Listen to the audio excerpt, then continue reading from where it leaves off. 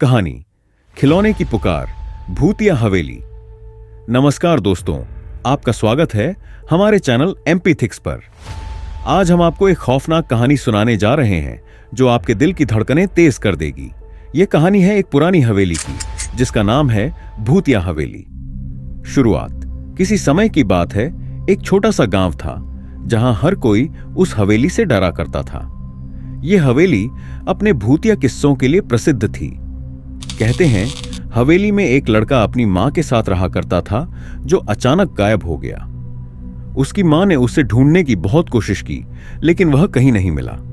तब से हवेली के अंदर अजीब गरीब आवाजें सुनाई देने लगी थीं। गांव वाले कहते थे कि वह लड़का अब उसी हवेली में है और जो भी अंदर जाता है वह लौट कर नहीं आता। कहानी का मोड़ एक दिन 3 दोस्त आर्यन, सिया और मयंक ने तय किया कि वे इस रहस्य का सामना करेंगे। उन्होंने रात के समय हवेली जाने का फैसला किया। जंगल के उस पार जब उन्होंने हवेली के दरवाजे पर हाथ रखा तो दरवाजा अपने आप खुल गया। अंदर जाते ही भयानक आवाजें सुनाई दी, जैसे कोई कह रहा हो, बचाओ।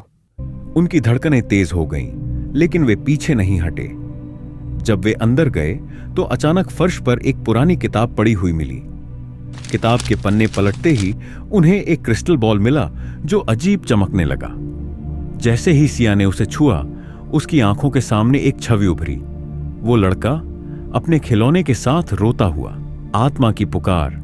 लड़के की आत्मा ने कहा, मुझे यहां कैद कर दिया गया है, मैंने अपनी मां को खो दिया, तुम लोग मेरी मदद कर सकते हो। दोस्तों ने सोचा कि अगर वे उसके खिलौने को वापस ढूंढ लें तो उसकी आत्मा को शांति मिलेगी। लेकिन इसी बीच हवेली में अजीब आवाजें सुनाई देने लगीं और खिड़कियां अपने आप बंद होने लगीं। अगर आप उन दोस्तों की जगह होते तो क्या आप उस लड़के की मदद करते? आपके लिए क्या सबसे मुश्किल होता? अपने विचार कमेंट में बताएं। खौफनाक सामना। जब वे कमरे के अंदर गए, अचानक सब कुछ अंधेरे में डूब गया। दरवाजा बंद हो गया और हवेली ने जैसे उनकी आवाजें सोख लीं। अचानक उन्हें वे सभी आवाजें सुनाई दीं जो हवेली के बारे में गांव वाले कहानियों में बताते थे। साया उनके चारों ओर घूम रहा था और वे समझ नहीं पा रहे थे कि क्या करें। क्लाइमैक्स, वे फिर से हर कमरे को खंगालने लगे, लेकिन सब कुछ खतरनाक था। अचानक सिया को एक खोया हुआ खिलौना मिला, लेकिन जैसे ही उसने उसे उठाया, पूरी हवेली में सन्नाटा छा गया। उनकी आंखों के सामने तिरछी छायाएं घूमने लगीं। वे टेरिफाइड हो गए और दौड़ने लगे। फिर अचानक मयंक ने अपनी जेब से तस्वीर निकाली। फोटो में वही लड़का और उसका खिलौना था। जैसे ही उसने तस्वीर को दिखाया, उस लड़के की आत्मा और भी परेशान हो गई। उसने कहा, मैं यहां तब तक नहीं जाऊंगा जब तक मेरे खिलौने को वापस नहीं लाए जाओगे। आखिर में जब उन्होंने खिलौना लौटाया तो लड़के की आत्मा मुस्कुराई और धीरे धीरे गायब हो गई। हवेली में एक ताजा हवा की लहर आई और दरवाजे अपने आप खुल गए। वे भागकर बाहर आए और कभी वापस अंदर जाने का सोच भी नहीं सके। लेकिन जैसे ही वे बाहर निकले, उन्होंने देखा कि पूरा गांव उस हवेली के रहस्य से अनजान था।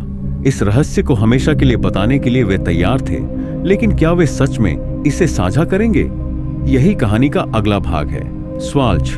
क्या आप उस रात को दोबारा जीना चाहते हैं? अपने विचार कमेंट में बताएं और बताएं कि अगर ऐसी कोई स्थिति फिर से आई तो आप कैसे प्रतिक्रिया देंगे।